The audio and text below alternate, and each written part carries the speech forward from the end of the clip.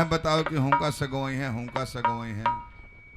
चेला लोग के आगे ये बढ़ा तरह साथ समाज ना बुझाला खुद ये मन ये जब मित्रता में प्रोग्राम सकरा गोइल ना तो हम अपना घर से अगलो बोले गांव में गइले तो हम 26-27 के नीचे ना गइल पूछी न जई कौना मंडली में के आगे बढ़ल ये जब मित्रता में इतना ना कोमल बाणी में इलो बतियावल कि सकरा गोइल प्रोग्राम यही मंडली में के ब्यास बन गइल एकरा पहले एकरा गावल जात रहलो हेलो बहुत तरह की एक दू गो ब्यास बाड़े सौ की जे भी आगे बढ़ जाई कौन सा के हमर बढ़ा तब तक बढ़त के कर संग में बढ़ल हां बताओ ना क्रिया खा के कह के कर संग बूढ़ा संग के बढ़ल बड़ा कमलेश संग का हैं कमल बास से बेंता के मोहर लागेला ये मोहर है सही को लाग जे है तो हिट को जइबो हां एक बार 11,000 से रेट पड़ जाई 25,000 पर हमारे सामने गारखा में गिर रेटो याद करे के जब संगत ना रहे तब के संगत बा तब के गिरगिरात रहला जे 12,000 से कम तरी जाय रहो लागत लो ब्यास बने तो मन करता कि सिंह ही चला के मार दी टेंगरा हटा के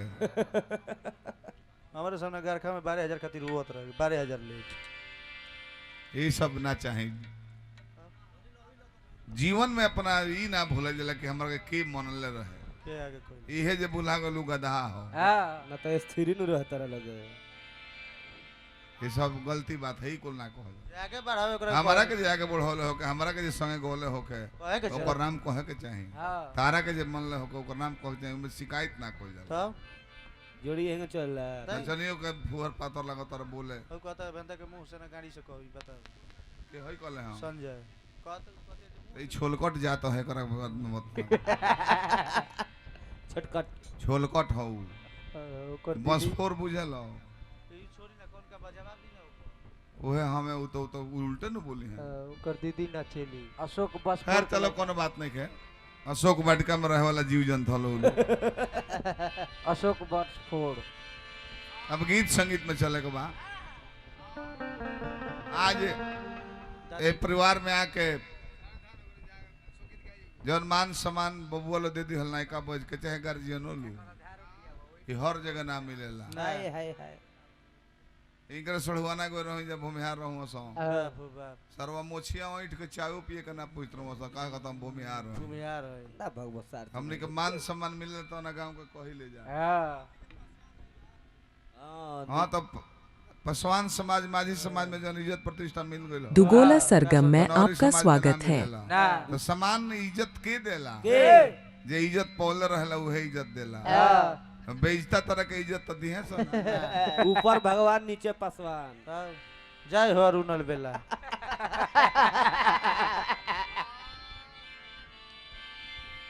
अब एक से एक गंदा बात बोलले बड़े हम जवाब देबे नहीं चाहत तो को बाबा के अपना ईटा बांध के फंसा देलस लोग पुल में बाबा के हम अपना का कल रह जा जल समाधि दे दे ईटा गुड़ में हो जाए तो तारा ने बाबा के गांड मार के नन मुआ दे कमेसर के छोड़ा को बात ना कहो जाला सांवरिया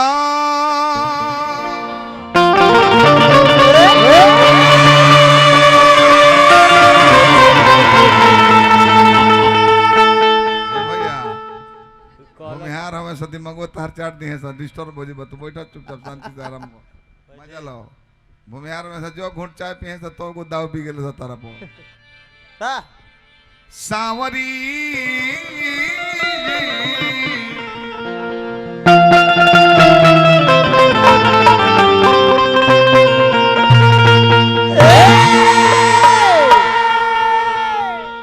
अभी ना नहीं हो खत्म हो गया छोड़ी अपना जिला में आइल बड़े उनकर मान सम्मान देहल जरूरी बा गोपालगंज जिला में आइल बड़े छपरा के हो ना तो छपरा 6 प्रकार गुणकारी छपरा को हम इज्जत करी ले चाचा जान तनी का है इज्जत बचा ले हलो हमनी के। कैसे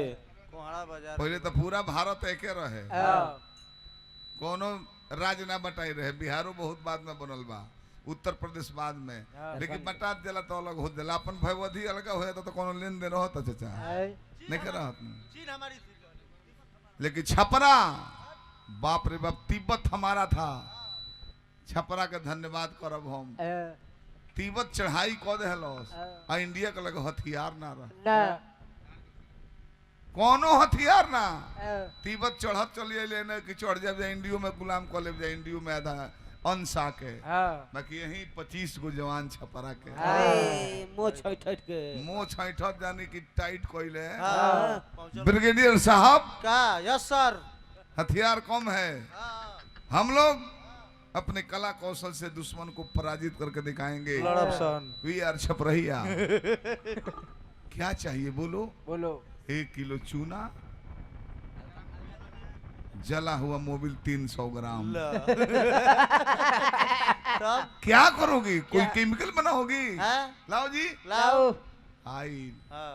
मान गनी छपरा पूरी भारत में हमने के लाज बचा ले हलो हाँ। ना तो गुलाम हो गए रहता था देश कहते बनी लंगटे हो के पैंट खोल के बॉर्डर पर नेहुर गइलू जंक बन के हलो कि जला हुआ मोबिल पूरे बॉडी पर लगाइए चूना और बूंद पे चूना चूना लगाइए। चूना लगा के नेहुर के पिचकुरिया बढ़ता लो चाइना वाला दूर से देखले सो अरे बाप रे तो बाप। भाई अरे अरे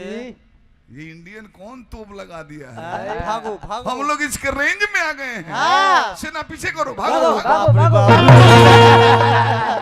ये बबुआ बूंद दिखा के ही लोग भारत माँ के लाज लाज बचा बचा ले ले हल। धन्य धन्यवाद छपरा 6 प्रकार गुणकारी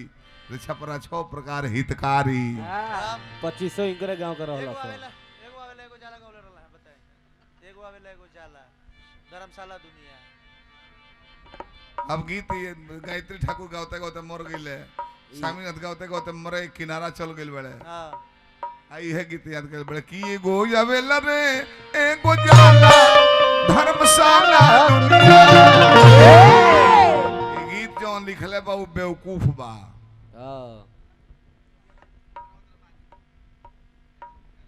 लेकिन अरे वो तो याद पड़ा देने है भूला तो लंगड़ा सरवा कला हो होला लहनु देखी हम गाड़ी के ना चाहिए ना कि ई सारावा शब्द कहल छोड़ नहीं खन सकल हम कह गाड़ी ना दे कि ई सारावा शब्द रोजे कह देता रे सॉरी सरवा के अरे ई सारावा के हम का कहीं शब्द कहला के ई शब्दवा छोड़ दो सारावा आई ससुर आई दोनों बात छोड़ दो हम कहता है देखो पहले पुली वाला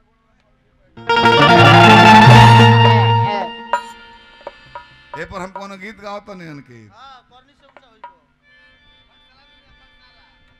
भोई जो नहीं है बहुत दिमागी लेगा हो ये गीत गावता रहे जाना घरी हम घरी गायत्री के काट देता नहीं गाना गरी गायत्री ठाकुर से दुगोला हो। गायत्री से दुगोला में सहजौली में हम बोलना नहीं ठाकुर से गो नहीं रहे तो ये गाना गौले तुरंत लिख के गौले रहनी ये धर्मशाला दुनिया नहीं है नहीं न त्रेता में धर्मशाला था ना द्वापर में धर्मशाला है हाँ। न कलयुग में धर्मशाला हाय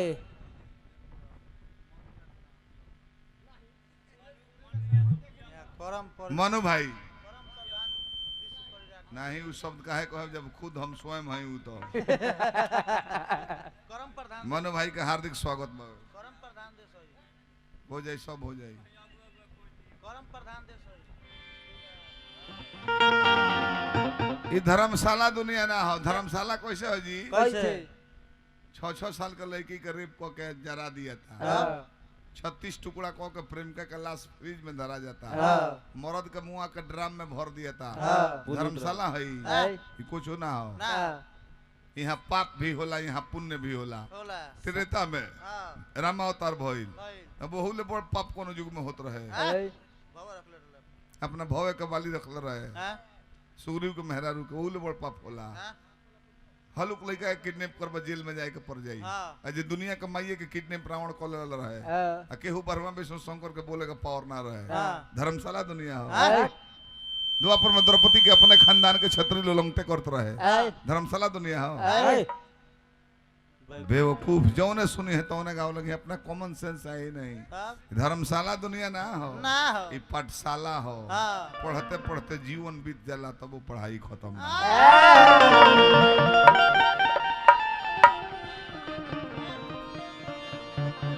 कि करनी से ऊंचा होइबा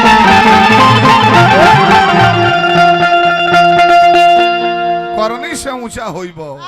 आ करनी से जो जई बखाला पठशाला दुनिया ई पठशाला दुनिया बाकी सीखते में उमर बीत जाला पठशाला दुनिया सीखते में उमर बीत जाला पठशाला दुनिया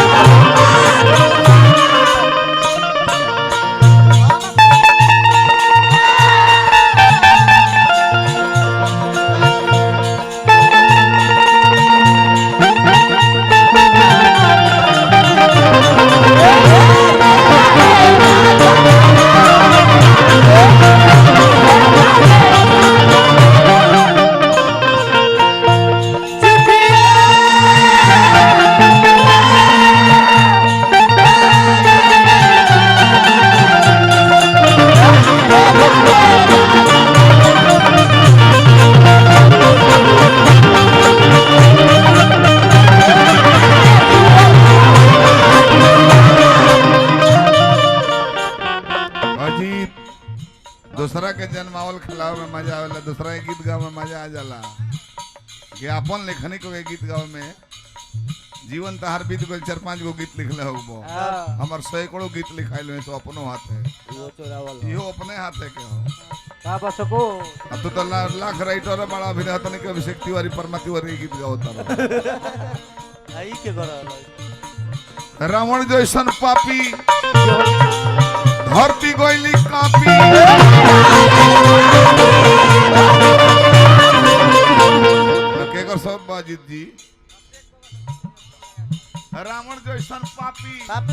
धरती गोइली कापी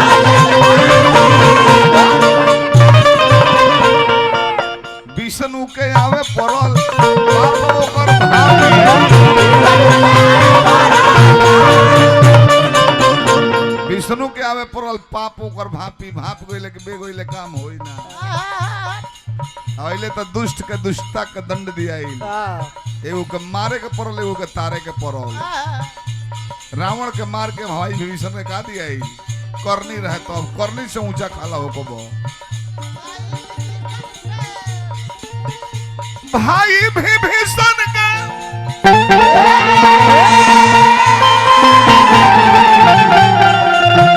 भाई विभीषण के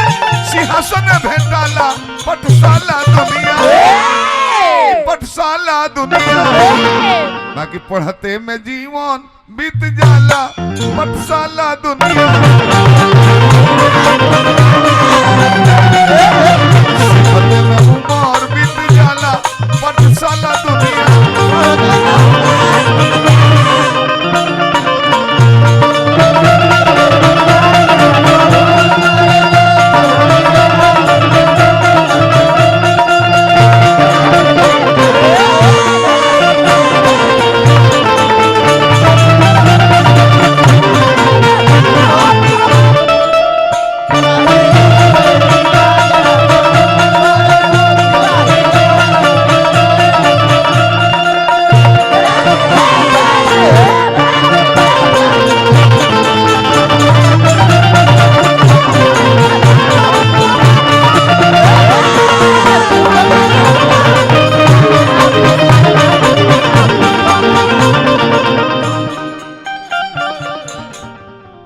शिकायत करता रहो भैया नचनिया तो बहुत बहुत पैसा पौली हो का करी हमहू सुई लेके बढ़ा लिखा दूं अपन बढ़ल बा लेकिन दूसरा जगह बढ़ल बा खैर कोनो बात ना बहुत बहुत पुरस्कार भाई लो दी शिकायत कर हार्दिक स्वागत तो देखी पैसा कोनो कोनो पैसा खुशी से दियाला आ कोनो खुशी देखे खातिर दियाला आ कोनो खुशी लेबे खातिर दियाला कोनो खुशी लेला के बाद दियाला वो तो बहुत बाउर हो बबुआ देखो दारू के दाम मीट मछली के दाम आ ऊ कुल के दाम जो उधार लगा दे तो देवे में बड़ी डांड बुझा आप देख रहे हैं दुगोला सरगम के माध्यम से दाम दे में बड़ी डांड बुझाई बुझाता तोरा गाना के जब बाबा गौतम भाई हमार बानी धनंजय भाई के माझिल भाई कहने बानी आओ गौतम भाई तुम मंच ना आओ मंच पर अब बोला संहतिये लो छूट जाओ तो का फायदा बोल के तब दशरथ के लाल अयाल करी है अबरी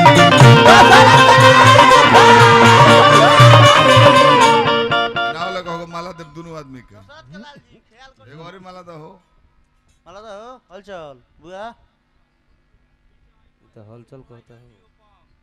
रवा सब जहाँ रही बना रही देखो बंचुदो के पारिश मारो अपना जिला में नंबरी लोग जाई वो सब देता नहीं अरे कहे ना तो परसों गो रही जा हमने के धतिंगना गावे रात भर में 26 गो रुपया छूट पड़ वो में 2 सिक्का बुझाता नो कि कह के 2 के दुइयो को पड़ो किया ना चरनी रहो बार बार भाई लोग के हार्दिक अभिनंदन बटे देखो इहो भक्ति हटे करनी हो नीच जाति के भिलनी रहली सबरी आ करनी निमन कोइली तो रघुवंश खानदान में पैदा होकर भगवान जाके माई कह के अपना से ऊंचा क देले आरक्षण ए बरा के दिहल माई कह के ऊंचा क देले झूठ बैर खा के माई के बैकुंठ दे दे बताई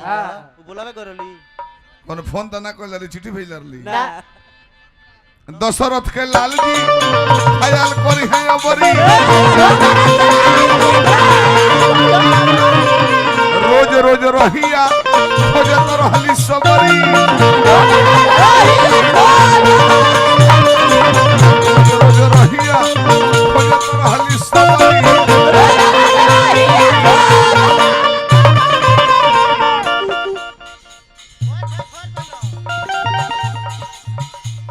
बर खाई खोर कोइले बर खाई खोर कोइले स्वर्ग भेटाला पठशाला दुनिया ई पठशाला दुनिया बाकी पढ़ते में जीवन बीत जाला पठशाला दुनिया जीवन बीत जाला पठशाला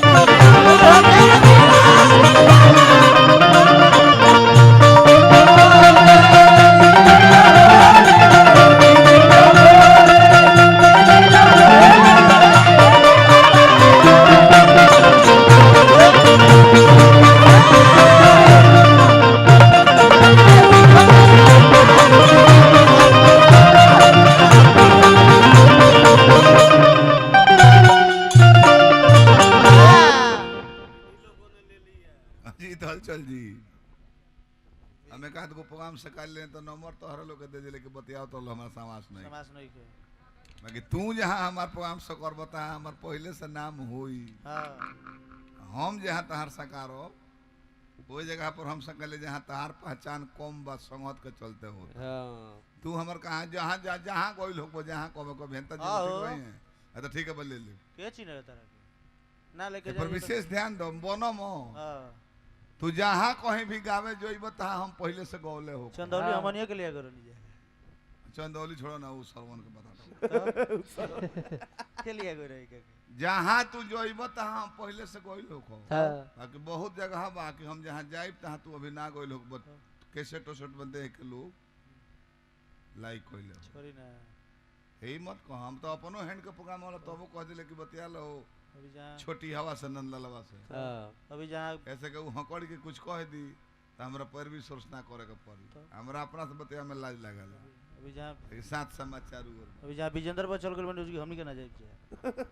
हां जी हम विजेंद्र बा के सामने बड़का बने लगी तो जो ना मंच पर गोल है तोने पर हम जाए कैसे वो कहाँ 50 साल से गावता रहे हम गावता नहीं 32-33 साल से गावता रहे 4 साल से भाई झाट 3 साल से आई लगा तो तानसेन के सार बने बने मत लागो का कहलो तानसेन के हित बनत रहे आ जाए तो तू तानसेन के हित बड़ा न तो कोनो बात नहीं कहो मेरा तो गुलाब सर अपना मुंह से तू लो मत कहलो हमें उ लइका कहला सरबिया ओकर माता से हमरा अवैध संबंध बताऊ कही कुछ अशोकवा बस है हां तारा माता से ओकर बाबूजी के संबंध नहीं करू तो काहे बोल हमार बाबू इलाने जंतर के बाकी न के हमार बाबू ओकर करनी से ऊंचा होइबो करनी से जेबो खाला अब देखी करनी से डाउन के भइल बा के प्योर बी बे के रहे जी प्योर बहान के गिनो हां संत हो के लंठ भइले बिगड़ल काम जी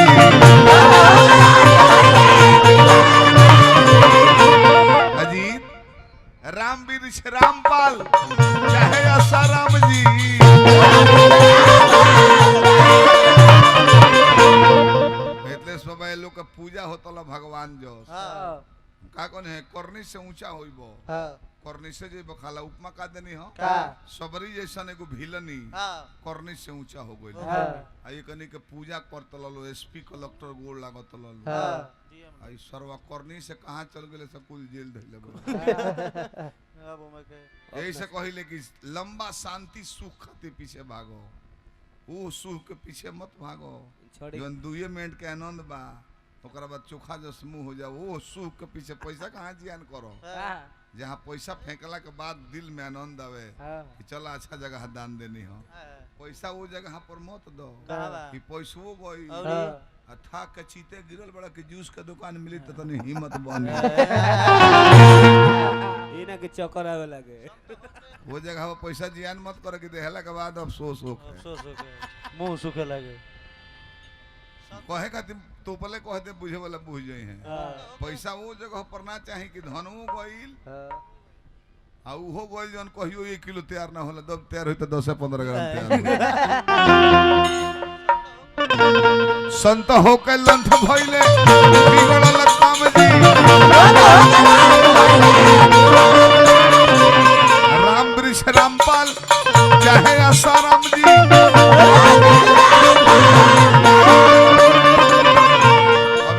उपाधि का जो होत रहो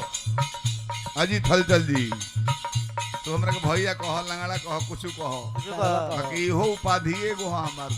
मिथिलेश बाबा दोनों गुण कलवाड़ो के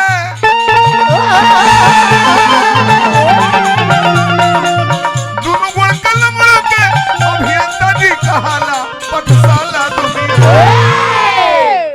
बुझनी रहुआ बुझले अशोक बाबा के हलचल जी केहू ना कही अजीत जी केहू ना कही जैसा रोहन बौसन सर्वे कहे के लोग उपाधि दी कि हमरा कहीं कहीं ऐसनो जगह बा के लोग लगा भेंता जी आइल बड़े तारा के केहू आइले कहले बा कि अजीत जी आइल बनी के आइल बा हो नायका गाना सुन के तो औरी लोग ना कही आइल बा करी तो दोनों गुण के लंगड़ो के अभियंता जी कहाला कि पटसाला दुनिया बाकी सिखते में जीवन बीत जाला पटसाला